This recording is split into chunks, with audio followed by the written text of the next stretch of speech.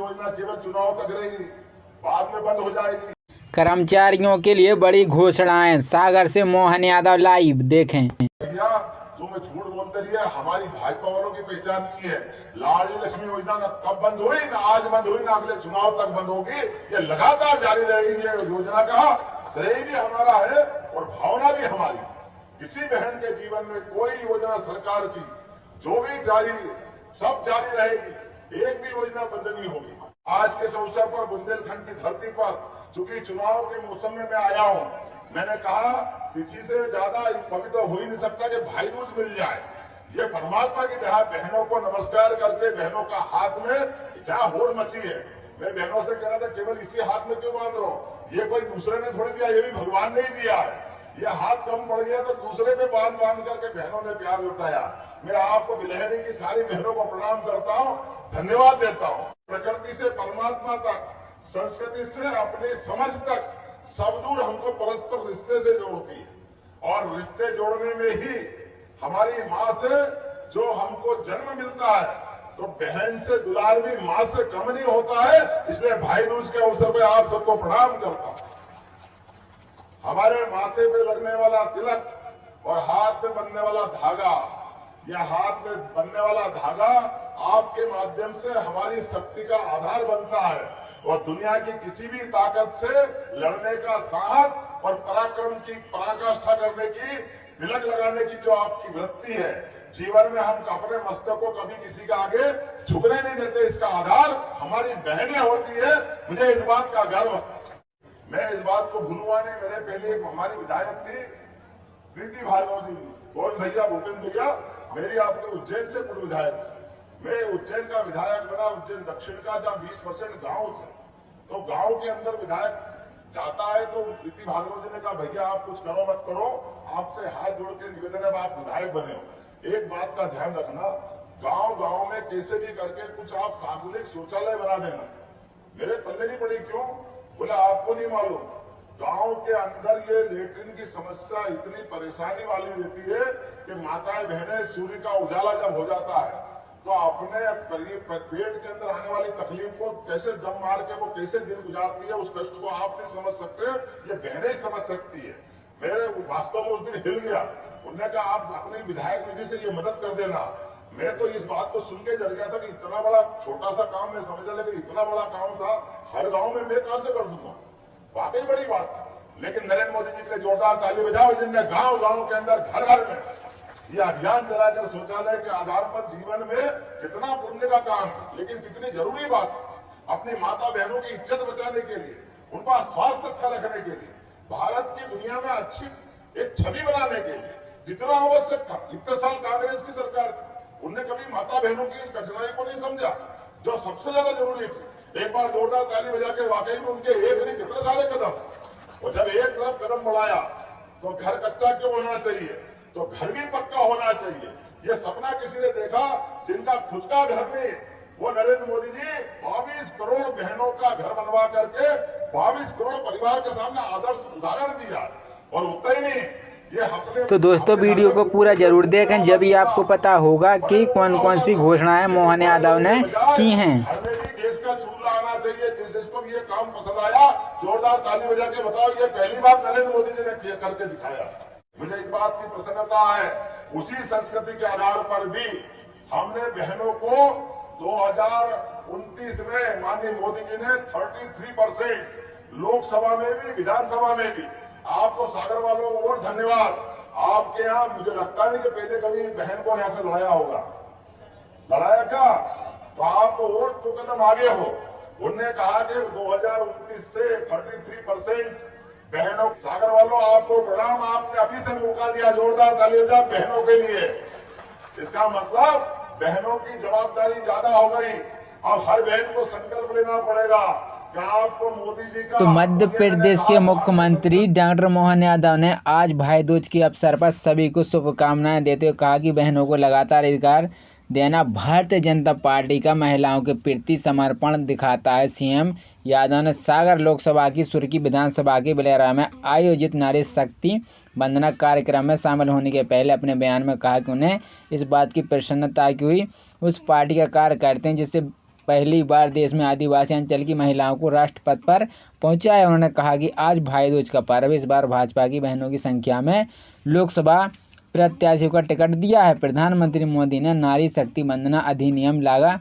वहीं मोहन यादव ने कहा कि अप्रैल से मिलेगा 50% महंगाई भत्ते का लाभ और कर्मचारी पेंशनरों को डबल गिफ्ट, डीए के अलावा बड़े 9 और भत्ते, 2 महीने के एरियर का लाभ और अप्रैल से बढ़कर आएगी सैलरी कर्मचारियों के लिए। वहीं होली के गिफ्ट में डीए में 4% बढ़ोतरी का आदेश हुआ जारी और लाडली बहनों के लिए आवास योजना की पहली किस्त जल्दी जारी की जाएगी। और क्या कहा मुख्यमंत्री ने, आइए सुनते हैं उनका भाषण। मेरे चैनल पर बने रहें। तुम्हें झूठ बोलते रहिए, हमारी भाजपा वालों की पहचान की है। लाडली लक्ष्मी योजना ना तब बंद हुई, ना आज बंद हुई, ना अगले चुनाव तक बंद होगी। ये लगातार जारी रहेगी। ये योजना का श्रेय भी हमारा है और भावना भी हमारी। किसी बहन के जीवन में कोई योजना सरकार की जो भी जारी, सब जारी रहेगी। एक धर्म समाया हुआ है जो धर्म के अनुसार चलने के लिए मर्यादा में लोगों को रखना जानते हैं, जिनको कोई किसी प्रकार के भय नहीं। बड़ी से बड़ी चुनौतियां, बड़ी से बड़ी ताकतें, बड़ी से बड़ी सत्ताएं जिनके आगे बोनी लगती है, जिनके आगे छोटी लगती है, हमें इस बात का गर्व है। हाँ, हम उस वंश से हैं जहां हम अपने श्री कृष्ण से हमारा संबंध जोड़ते हैं। और आप कल्पना तो करिए कितने प्रकार से भगवान की परीक्षा हुई, लेकिन कोई एक परीक्षा में भगवान कमजोर हुए क्या? 11 साल की उम्र में कंस का नाश कर देते, लेकिन उसके बाद भी समाज के लिए शिक्षा का महत्व क्या है, यह हमको सीखने वाली बात है। भगवान आते तो वृंदावन गोकुल से हैं, उनकी उस समय तक शिक्षा दीक्षा नहीं हुई, लेकिन समाज में आज भी हम सबको इस बात का महत्व रखना है कि हमारे घर में शिक्षा होना चाहिए। मुझे इस बात की प्रसन्नता है, भगवान ने सबसे पहले कंस के समापन के बाद भी अपनी कुर्सी नहीं पकड़ी, लेकिन बगैर कुर्सी पकड़ने के उन्होंने शिक्षा का महत्व बताया। यह हमारे लिए सौभाग्य की बात है।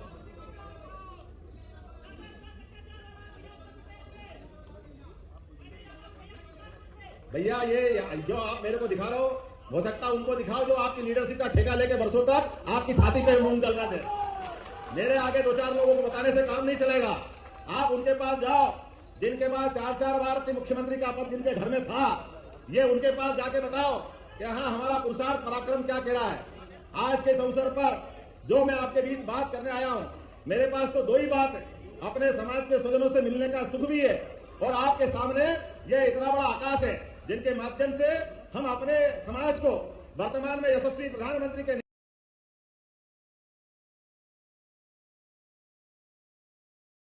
मुख्यमंत्री ने आगे कहा कि 4 साल पहले जैसे मैं दूसरी बार विधायक बना, मुझे उच्च शिक्षा का मंत्री बनाया गया। अभी हमने तो कुछ किया ही नहीं, अभी तो हम अपने लोगों से मिलने आए हैं। मेरी सरकार बनी तो सबसे पहले जिस जगह पर भगवान कृष्ण शिक्षा लेने आए थे उस पर पूरे तीर्थ क्षेत्र को बनाने का फैसला ले। समाज में शांति का पैगाम देता है, हमें इस बात की प्रसन्नता है।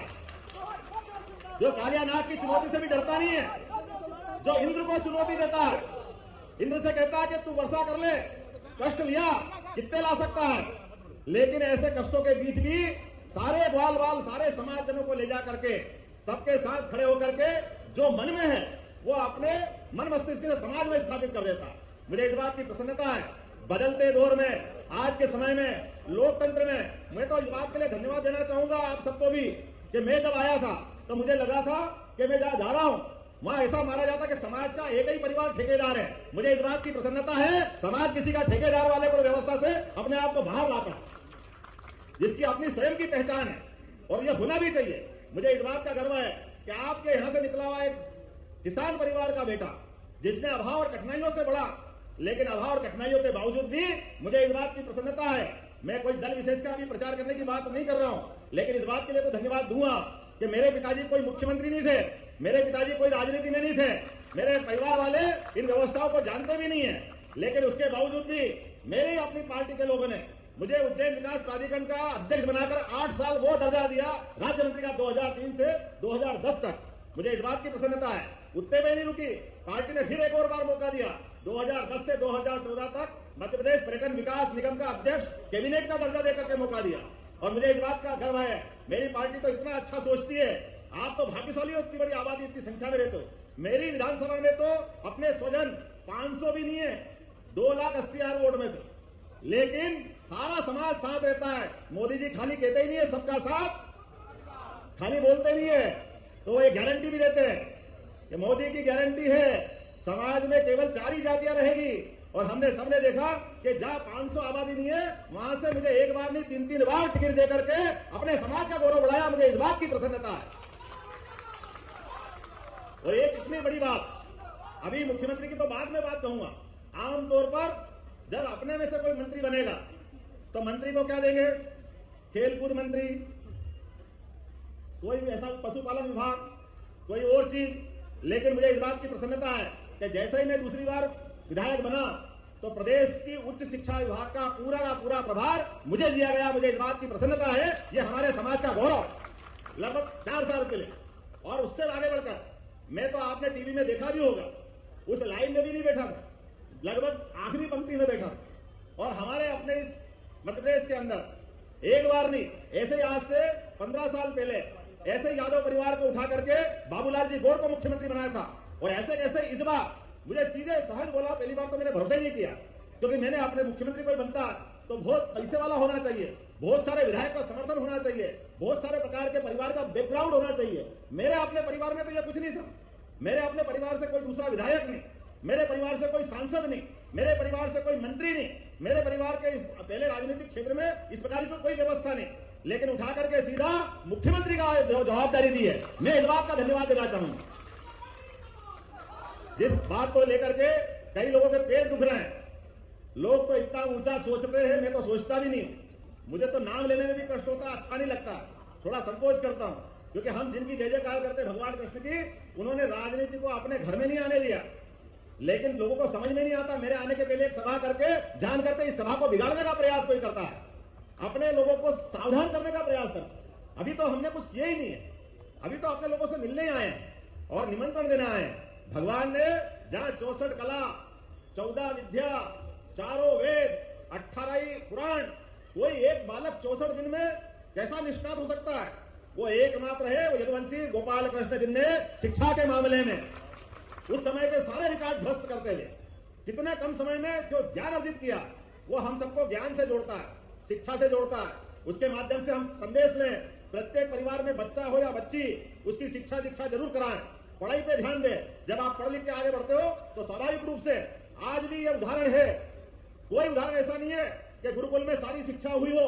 और युद्ध के इतने भीषण माहौल में जब कौरव पांडव के आमने सामने की सेना थी, ऐसी भीषण सेनाओं के कोलाहल के बीच में भी जो युद्ध को रोकने के लिए जो अपने गुरुकुल में सीखा, जिनके मुंह से जो मंत्र निकले, जो शिक्षा निकली, आज भी 5000 साल बाद श्रीमद गीता जी के लिए कोई विकल्प नहीं है। गीता के शब्द एक 18 अध्याय में जो कहे गए, वो पूरे देश के लिए, और देश को क्या दुनिया के लिए उससे पवित्र ग्रंथ कोई नहीं हो सकता है जो गोपाल कृष्ण ने अपने मुंह से बोला था। भगवान राम, भगवान कृष्ण, जिनकी जय जयकार करते हम बात कर रहे हैं। मुझे इस बात की प्रसन्नता है, आपको तो निमंत्रण दे रहा हूं मैं, आपने सारे स्वजाति बंधु, हमारा अपना देश, ये कई जन्मों के पुण्य के बाद हमारा मौका मिला है कि हाँ, हम हिंदुस्तान के निवासी हैं। और इस निवासी होने के नाते से आज ये समय आया है कि कोई गरीब परिवार का, कोई यादव परिवार का स्वागत है दोस्तों, मेरे चैनल पर बने रहें और अधिक से अधिक सब्सक्राइब करें। तो केंद्रीय कर्मचारियों के लिए मार्च का महीना शानदार है। केंद्रीय मंत्रिमंडल ने महंगाई भत्ते में 4% की बढ़ोतरी को मंजूरी दी है। डीए फीसदी में 50% की बढ़ोतरी की गई है। एएचआरए को भी संशोधन किया गया है। हालांकि केंद्र सरकार के कर्मचारियों की खुशी यहीं खत्म नहीं हुई। महंगाई भत्ता, डीए और एएचआरए के अलावा 9 भत्ते हैं जिन्हें केंद्रीय कर्मचारी को लाभ मिल रहा है। इन भत्तों में भी बढ़ोतरी की गई है। 50% महंगाई भत्ते का लाभ अन्य भत्तों को भी दिया गया है। महंगाई भत्ता 4% बढ़ाकर 50% और एएचआरए की 321% बढ़ा दिया गया है। यात्रा भत्ता, टीए भी बढ़ा दिया गया है। इन सभी भत्तों का लाभ 31 मार्च से मिलेगा। किन भत्तों में वृद्धि की गई है? केंद्रीय कर्मचारी के महंगाई भत्ते से 9 भत्तों में भारी वृद्धि की गई है।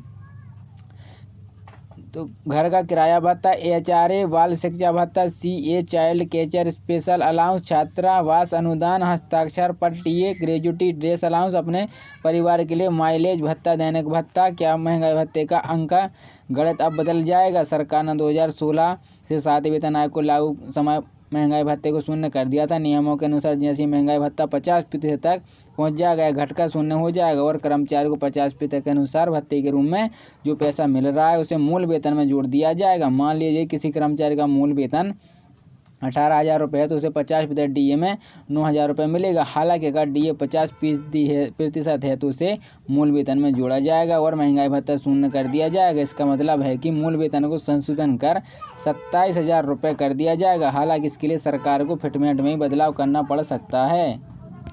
महंगाई भत्ता कब से शून्य हो जाएगा? विशेषज्ञों के अनुसार नए महंगाई भत्ते की गणना जुलाई में की जाएगी, क्योंकि सरकार वर्ष में केवल 2 बार महंगाई भत्ता बढ़ाती है। मार्च में मंजूरी दी गई थी। अब अगला संशोधन जुलाई 2024 से लागू किया जाना है। ऐसी स्थिति में महंगाई भत्ते का विलय किया जाएगा और इसकी गणना शून्य से की जाएगी, यानी जनवरी से जून 2024 के लिए CPI इंडेक्स तय करेगा कि महंगाई भत्ता 3%, 4% से अधिक होगा या नहीं।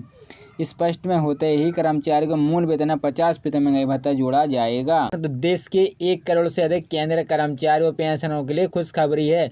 लोकसभा चुनाव की आचार संहिता लगने से पहले केंद्रीय मोदी सरकार ने जनवरी 2024 से 4% महंगाई भत्ते और महंगी राहत में वृद्धि कर दी है, जिसके बाद DA 46 से बढ़कर 50% हो गया। इसका लाभ मार्च की सैलरी में एरियर के साथ मिलेगा, जो अप्रैल में आएगा। DA DR के अलावा HRA में 9 अन्य भत्तों में भी इजाफा हुआ है। अप्रैल से मिलेगा 50% महंगाई भत्ते का लाभ।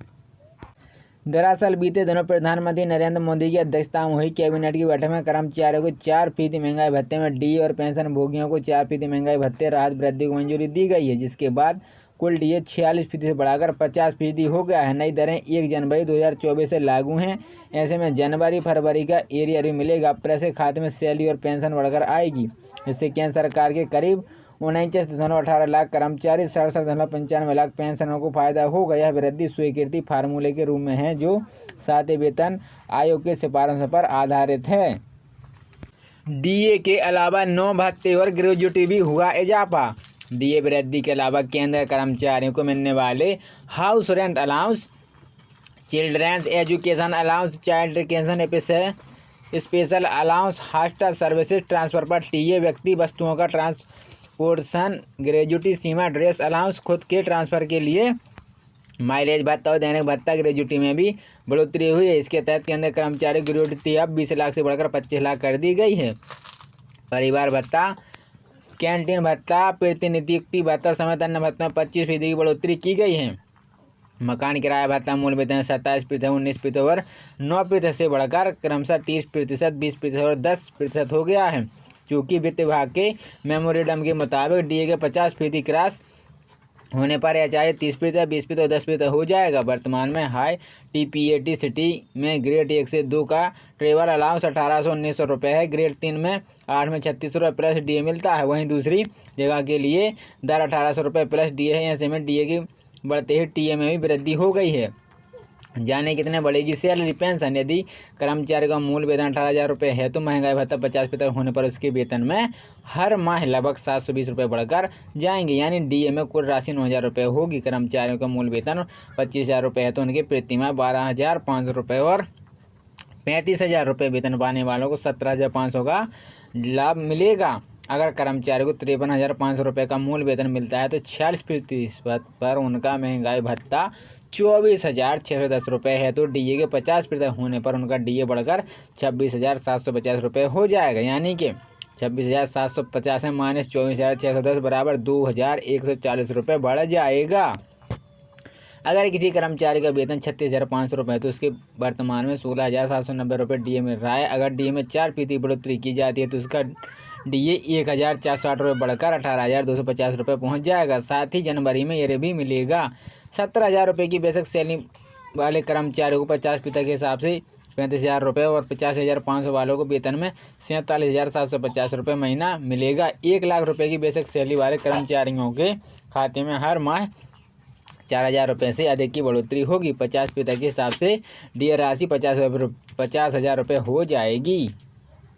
किसी पेंशन भोगियों को प्रति माह 41,100 रुपये पेंशन मिलती है तो 46% DA पर पेंशनरों को 18,900 रुपये मिलते हैं और DA DR में 50% होने पर हर महीने 20,550 रुपये मिलने वाले, यानी उनकी पेंशन 1,644 रुपये प्रति माह बढ़कर जाएगी। अगर किसी पेंशन की मूल वेतन 9,000 रुपये है तो उसे DR के रूप में 4,500 रुपये मिलेगा। उसी DR के रूप में 4,140 रुपये मिल रहे हैं।